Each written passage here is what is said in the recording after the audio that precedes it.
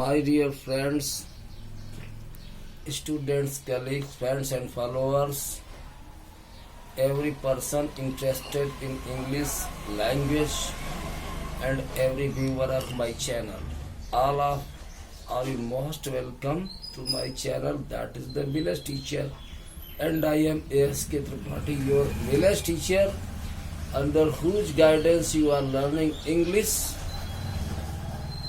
As you know, during the past few days, the topic of passive voice is going on continuously, and even today, it is the turn of passive voice. And you will be surprised to know that it is the last part of the passive voice in this video that is going to be taught. Now understand the sentences that I have written on the blackboard, and something more valuable things I will tell you in the next video. आपको समझना है, मैं पढ़ा रहा हूँ passive voice में। कल मैंने पढ़ाया हुआ था कि जो सब्जेक्ट एक्टिव वॉइस में आता है उसको पैसिव वॉइस बनाते समय बाद में बाई लगा कर लिख देते हैं। वो सब्जेक्ट जैसे दे, ये प्रोनाउन है, ऐसे कोई नाम हो सकता है, नाउन प्रोनाउन कुछ भी हो सकता है। जब पैसिव वॉइस बनाते हैं तो उसको बाद में बाई लगा के लिख देते हैं। तो ये हमेशा जरूरी नहीं होता है, कभी कभी वो हमें अनावश्यक भी लगता है कि उसका उल्लेख करें सब्जेक्ट का पैसिव वॉइस बनाकर बाद में जो है बाई लगा करके। अगर ना लिखे तो वाक्य ज्यादा बेहतर लगता है। तो इस चीज को बताता कौन हो? बस वही जो हमने मूल मंत्र बताया हुआ है, हिंदी। अगर आप हिंदी का इस्तेमाल करेंगे अंग्रेजी पढ़ने में, समझने में, तो आपको बहुत कुछ मदद मिलेगी। तो ऐसे ये भी अगर हम हिंदी निकाल लें एक्टिव वॉइस की और पैसिव वॉइस हिंदी में ही बनाए तो खुद ही लगेगा कि अब यहाँ सब्जेक्ट को बाई लगा कर लिखना अच्छा नहीं लग रहा है, ये फालतू का लग रहा है। इसीलिए वो ना लिखे तो अच्छा है। ये इन वाक्यों में समझाया हुआ है और बहुत अच्छे रोचक वाक्य भी हैं समझने के लिए। तो पहला वाक्य देखिए, they have found out the truth. उन्होंने सच्चाई का पता लगा लिया, सच्चाई को खोज लिया या ढूंढ लिया है, मालूम कर लिया है। फाइंड आउट मालूम करना, पता लगाना। तो इसको अगर पैसिव वॉइस अगर ये बना ले कि सच्चाई का पता लगा लिया गया, सच्चाई का पता चल गया, इतना इतना काफी हिंदी में है। अगर ये जोड़े कि उनके द्वारा सच्चाई का पता लगा लिया गया, उनके द्वारा सच्चाई का पता चल गया है, तो कम अच्छा लगता है। आप बराबर इस चीज का अनुभव करेंगे, देखेंगे। तो इसलिए उसमें बाई देम लिखना अच्छा नहीं है, इतना काफी। The truth has been found out, सच्चाई का पता चल चुका है, इतना काफी है। और इसमें ये जो कर्ता होते हैं ऐसे वाक्य में अनिश्चित होते हैं, अनसर्टेन होते हैं, अनजाने कौन लोग हैं वो उनका उल्लेख करना जरूरी नहीं होता। इसलिए वो ये इस वाक्यों की गणना इस हिंट में आती है। दूसरा वाक्य देखिए कि they manufacture good shoes in Kanpur. Kanpur में वो बढ़िया जूते बनाते हैं, अच्छे जूते बनाते हैं। तो पता नहीं कौन लोग, तमाम फैक्ट्री वाले हैं, कुछ भी। तो ऐसे उनको जनरली दे लिख दिया जाता है। अभी पिछले चैप्टर में भी हमने देखा, थोड़ा उल्लेख किया था, तो यहाँ भी कर रहा हूँ कि they manufacture good shoes in Kanpur. Kanpur में वो अच्छे जूते बनाते हैं। तो यहाँ अगर लिख दें कि कानपुर में अच्छे जूते बनाए जाते हैं या कानपुर में अच्छे जूते बनते हैं, तो इतनी हिंदी काफी है पैसिव वॉइस में। उनके द्वारा लिखना हुआ अटपटा लगता है कि कानपुर में उनके द्वारा अच्छे, अरे कौन है? तो वो तमाम लोग हैं। इसलिए बाई देम लिखना जरूरी नहीं है। Good shoes are manufactured in Kanpur. Kanpur में अच्छे जूते बनते हैं। वाक्य प्रेजेंट इंडेफिनिट का है वो, तो पैसिव वॉइस जो बनाया है तो प्रेजेंट कंटीन्यूअस क्रिया लगाई। मैन्युफैक्चर निर्माण करना, विनिर्माण करना, बनाना। अगला वाक्य देखिए, they have invented a new sewing machine. उन्होंने एक नई सिलाई मशीन का आविष्कार कर लिया है, किया है, प्रेजेंट परफेक्ट टेंस। तो कुछ होंगे इन्वेंटर्स वगैरह, अनजाने लोग हैं, इसलिए बाई देम लिखना जरूरी नहीं है। क्यों? आप हिंदी बनाइए, एक नई सिलाई मशीन का आविष्कार किया गया है या हुआ है। उनके द्वारा लिखना कोई जरूरी नहीं है, इसलिए बाई देम लिखना जरूरी नहीं है। A new sewing machine has been invented काफी है। अगले वाक्य में देखिए, they broadcast the president's message this morning. तो हमने एक दिन और समझाया हुआ था स्टैंडर्ड सेंटेंस जो कॉम्पिटिटिव एग्जाम के हिसाब से हमने बनाए थे। वैसे कॉम्पिटिटिव एग्जाम के हिसाब से तो हमने पूरा चैप्टर ही चलाया हुआ है। अगर आप इसके विषय में अगले वीडियो में बोलेंगे जब आप समझेंगे, फिलहाल ये वाक्य समझने हैं। तो दे ब्रॉडकास्ट, यहाँ सेकेंड फॉर्म में लिखा हुआ है ये, क्योंकि आगे दिस मॉर्निंग जो आया है वो पास्ट इंडेफिनिट की तरफ संकेत कर रहा है। They broadcast the president's message this morning, आज सुबह उन्होंने राष्ट्रपति का संदेश प्रसारित किया। करते हैं अगर बोल देंगे आज सुबह करते हैं तो हिंदी गलत हो जाएगी। आज सुबह उन्होंने राष्ट्रपति का संदेश प्रसारित किया, पास्ट इंडेफिनिट टेंस है। कौन है? टीवी पर वो जो काम करने वाले व्यक्ति हैं वो अनिश्चित, इंडेफिनिट, अनसर्टेन है, इसलिए वहां बाई देम लिखने की जरूरत नहीं है पैसिव वॉइस में। राष्ट्रपति का संदेश आज सुबह प्रसारित किया गया, इतनी हिंदी काफी है पैसिव वॉइस में। The president's message was broadcast this morning, उसका ट्रांसलेशन हुआ है। ब्रॉडकास्टेड लिखा नहीं जाता, कहीं कहीं लिख सकते हैं, लेकिन ज्यादा अच्छा इसको मानते हैं। ब्रॉडकास्ट ही सेकंड थर्ड फॉर्म रहता है। अब देखिए समवन और समबडी, दे वगैरह का प्रयोग कर लेते हैं। एवरीवन, नन, जहां थे वो उनका उल्लेख करना जरूरी नहीं होता है बाई लगा करके। ऐसे समवन समबडी वगैरह भी है, लेकिन कहीं कहीं तो हिंदी ही बताएगी कि अब जरूरी हो गया है, इसको तुम लिख दो। अगले वाक्य में अपवाद में हमने लिखा हुआ है someone picked my pocket in the bus yesterday, कल बस में किसी ने मेरी जेब काट ली। तो पता नहीं कौन था, अनजाना, अनिश्चित, कुछ उसके बारे में निश्चित नहीं किसने काटी, इसलिए किसी के द्वारा मेरी जेब काट ली गई। ये हिंदी के बजाय इतना लिख दिया जाए, कल बस में मेरी जेब कट गई, या कल बस में मेरी जेब काट ली गई, इतना काफी। किसी के द्वारा उल्लेख करना जरूरी नहीं है, इसीलिए अंग्रेजी बना दी गई, my pocket was picked in the bus yesterday, कल बस में मेरी जेब कट गई या काट ली गई।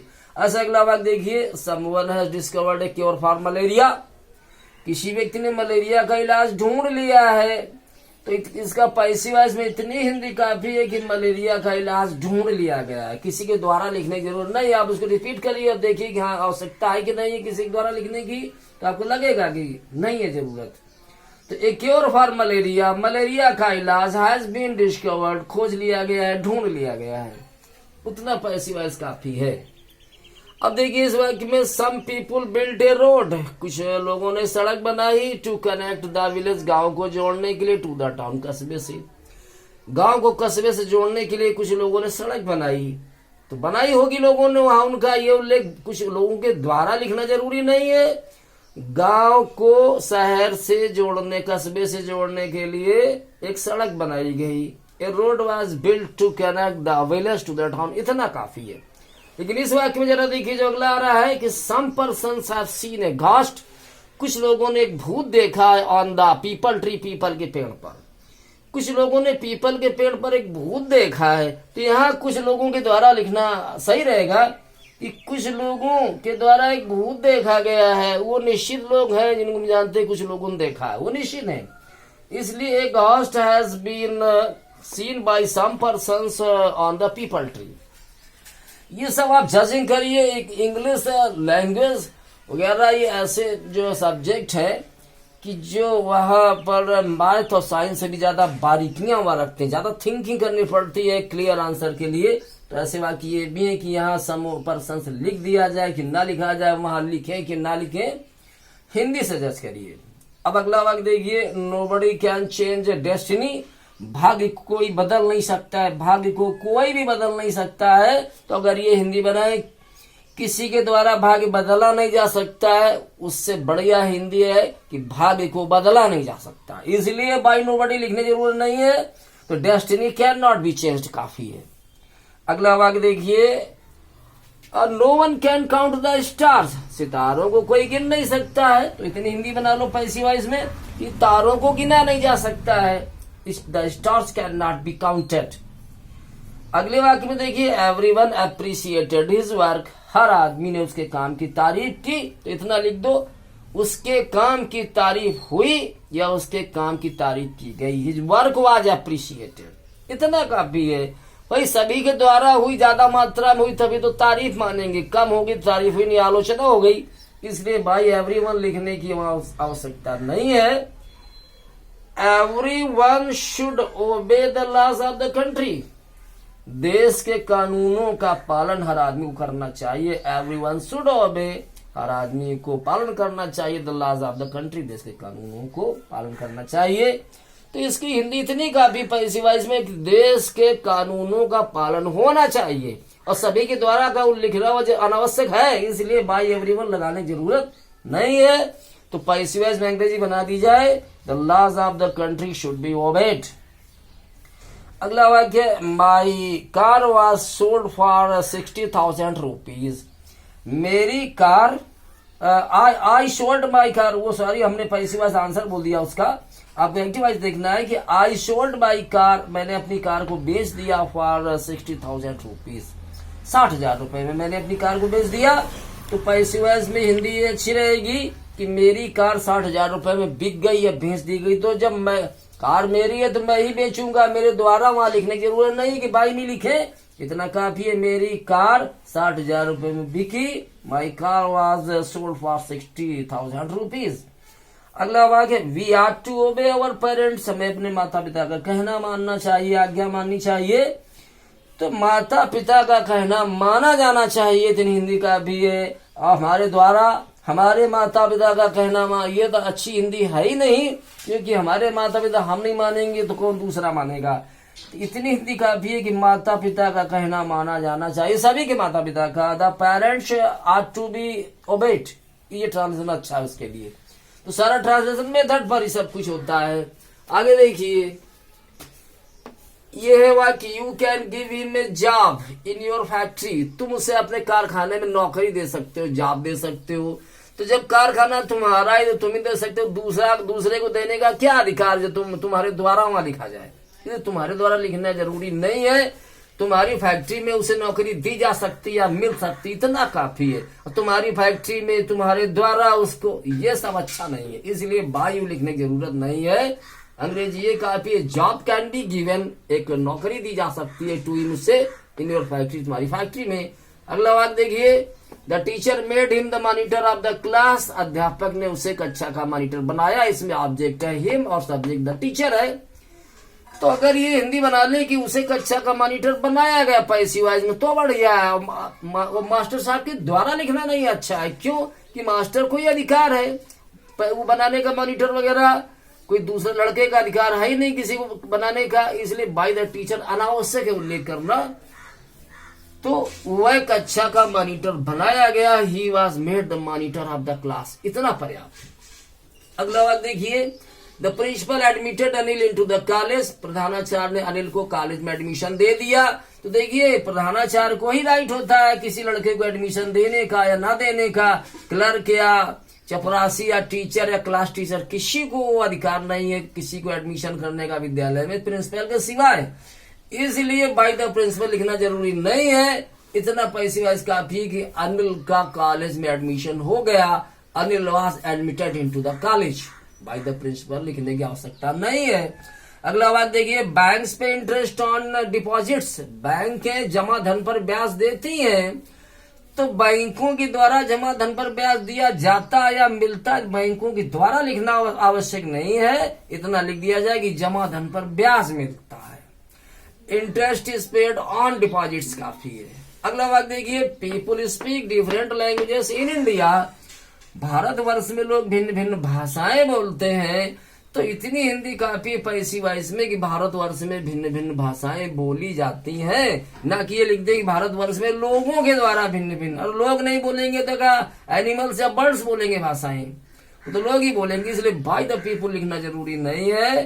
तो भारतवर्ष में भिन्न भिन्न भाषाएं बोली जाती हैं, different languages are spoken in India. अगला बात देखिए, the suppliers have increased the price of petrol since the first of this month. The suppliers माने आपूर्तिकर्ताओं ने, सप्लाई माने आपूर्ति करना, द सप्लायर्स हैव इंक्रीज्ड, आपूर्ति कर सप्लायरों ने बढ़ा दिया है, the price of petrol, petrol की कीमत, since the first of this month, इस महीने की पहली तारीख से सप्लायर लोगों ने पेट्रोल की कीमत को बढ़ा दिया है। तो जो सप्लाई कर रहे हैं उनको अधिकार है बढ़ाने का, दूसरे का कौन बढ़ा सकता है, इसलिए बाय द सप्लायर्स लिखने की जरूरत नहीं है। तो पैसिव वॉइस की हिंदी क्या बन जाएगी, इस महीने की पहली तारीख से पेट्रोल की कीमत बढ़ चुकी है, पेट्रोल की कीमतें बढ़ चुकी है।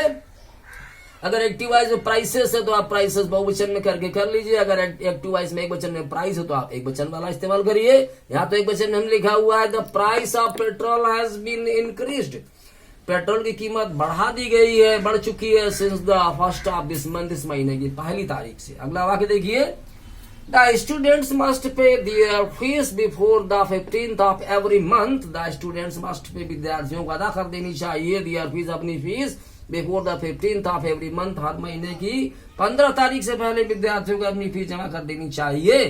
तो विद्यार्थी जमा करेंगे, कौन जो पढ़ रहे हैं उनके अलावा कोई दूसरा कौन जमा करेगा, इसलिए बाय द स्टूडेंट्स लिखना आवश्यक नहीं है।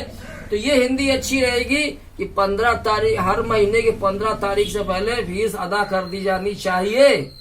The fees must be paid before the 15th of every month, ये ट्रांसलेशन ठीक है। अगला वाक्य देखिए, we get butter from cream. हम लोगों को क्रीम से बटर यानी मक्खन मिलता है, क्रीम से। तो पैसिव वॉइस में हमारे द्वारा लिखने की जरूरत नहीं है, इतनी हिंदी काफी है कि क्रीम से मक्खन मिलता है, क्रीम से मक्खन निकाला जाता है, क्रीम से मक्खन प्राप्त किया जाता है, हमारे द्वारा क्या किसी द्वारा वो मिलेगा, इसलिए बायस जरूरी नहीं है। Butter is got from cream, इतना काफी है।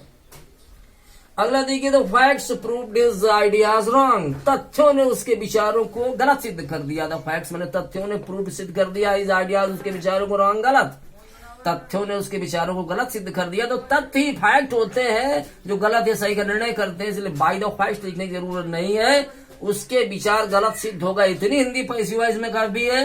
His ideas were proved wrong, अंग्रेजी पर्याप्त है। अगला वाक्य देखिए, द जज फाउंड द प्रिजनर गिल्टी। न्यायाधीश ने कैदी को अपराधी पाया। तो न्यायाधीश का ही अधिकार है कि वो कैदी को दोषी या दोष मुक्त सिद्ध करे, इसलिए बाय द जज लिखना जरूरी नहीं है, इतना हिंदी काफी रहेगी।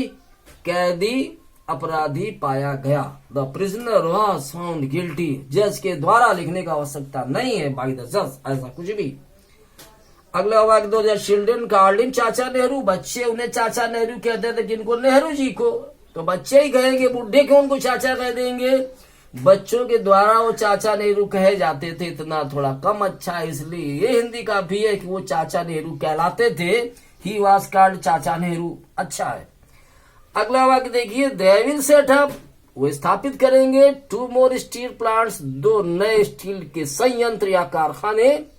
In the next 5 year plan, अगली पंचवर्षीय योजना में, अगली पंचवर्षीय योजना में 2 नए स्टील के कारखाने लगाएंगे। तो दे ऐसा शब्द इधर भी आया था शुरू में, वो अनसर्टेन है, अनजाने लोग हैं, ऐसा प्राय लिख देते हैं, दे प्रयोग कर देते हैं। तो पैसिव वॉइस बनाते समय बाय द लिखने की जरूरत नहीं है।